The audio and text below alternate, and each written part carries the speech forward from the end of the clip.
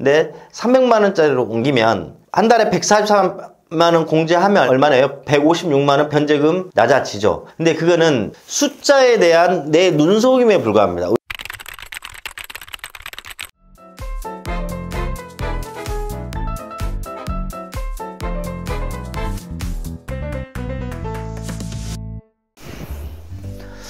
예, 여러분들 이번 시간 개인회생 전에 이런 것들은 제발 하지 마세요 라는 주제를 가지고 말씀드릴게요. 이건 왜 그러냐면 이런 것들 때문에 개인회생 절차 기간이 길어지고 소명해야 될 것들이 까다로워지고 어떤 경우는 개인회생 남용으로 보여지면 재판부가 변제금 변제율을 상당히 높이라고 나오고, 그 다음에 어떤 경우는 청산가치 원리거든요. 개인회생은 내가 가진 재산보다는 더 많이 갚아야 하기 때문에 청산가치로 잡혀서 더 변제금 변제율이 올라갑니다. 그러니까 모두 채무자들한테 불리한 것들이죠. 그래서 거기에 대해서 한 6가지 대해서 오늘 말씀드려 볼게요. 자, 첫 번째입니다. 새로운 대출이에요. 이거는 내가 이해는 돼요. 제가 봐도. 왜냐면 여기저기 채무가 여러 군데에서 힘드신 분들은 연체가 두렵거나 아니면 기존 금리를 낮추기 위해서 아니면 생활비를 쓰기 위해서 개인회생 신청 직전에 이런 대출들을 다시 받는단 말이에요.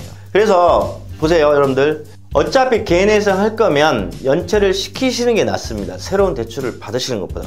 왜 그러냐면 개인회생 직전에 새로운 대출을 받게 되면 이거를 꼼꼼히 다 소명을 해야 돼요. 기존 대출에 사용됐는지, 생활비로 사용됐는지, 어디에 사용됐는지 소명이 잘 되면 문제없지만 소명하기 위해서 개인회생 절차 기간이 길어지겠죠. 그 다음에 소명이 안 되면 개인 재산으로 잡아해서 내가 가진 재산이 많아져서 변제율이 높아지겠죠. 그 다음에 대출 자체를 법원이 개인회생 직전에 왜 이렇게 대출이 많아 하면 안 좋아지겠죠. 그래서 쉽게 말한 괘씸하게 보겠죠. 뭔가 좀 이상한데 해서 개인회생 남용의 여지가 있어 변제율 높이라 하겠죠. 반대로 개인회생 직전에 대출을 받으면 채권자들은 있잖아요. 형사 사기죄로 고소할 수도 있습니다. 그러니까 채무자들이 더 복잡해진 여러 가지 상황들이 발생할 수 있기 때문에 차라리 연체시키고 개인회생을 하시는 게 훨씬 득이지, 연체가 두렵다거나 채권 추심이 두렵다거나 뭐 생활비 때문에 이거는 뭐 어쩔 수 없겠죠.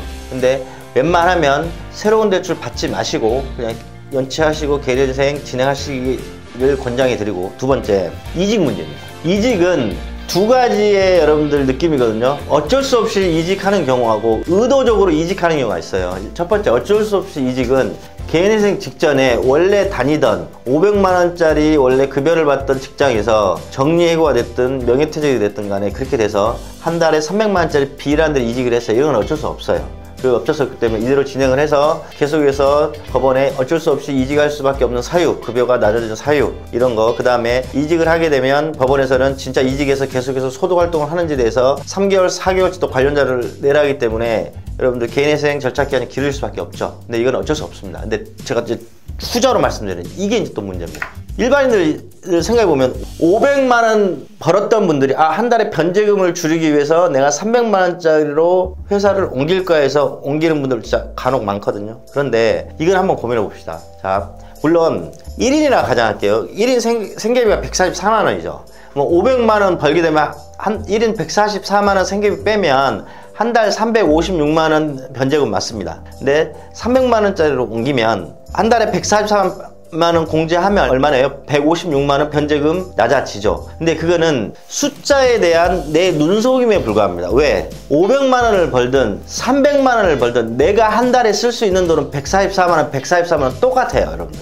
그러면 개인회생이 끝날 때를 한번 생각해 보라고요. 500만 원짜리 직장에서 계속 사시면 개인회생이 끝나신 후에도 500만 원보다 더 많은 금액 올라갔겠죠? 더 많은 소득이 발생하는데 300만 원으로 옮기신 분들은 어떻게 됐어요? 개인회생 끝나면 300만 원보다 살짝 많은 기존 직장보다 소득이 굉장히 줄어들게 됩니다. 그래서 단순 변제금의 액수 차이가 나에 대한 이익이 아닙니다. 어차피 내가 한 달에 1인 기준에 쓸 수 있는 돈은 144만 원이에요. 안 그런가요? 그죠? 근데 여기서 또 여러분들 또 이런 게 있어요. 또 이런 분들 있죠. 인가결정 전까지는 300만 원짜리 옮겼다가 인가결정 후에는 다시 500만 원짜리로 가려고 하시는 분들 있죠. 그죠? 이런 것들 때문에 법원에서는 또 조건부 인가를 바로 내버립니다. 왜 뭐냐면 개인회생 직전에 소득이 감소하잖아요, 여러분들. 그러면은 법원에서는 매년 너가 한 달에 받는 급여, 명세서, 뭐 사대보험 신고 내역, 뭐 자료들이 다 신고하게 되어 있고 다시 올라가게 되면 변제금 올라가라고 하는 겁니다. 그러니까 여튼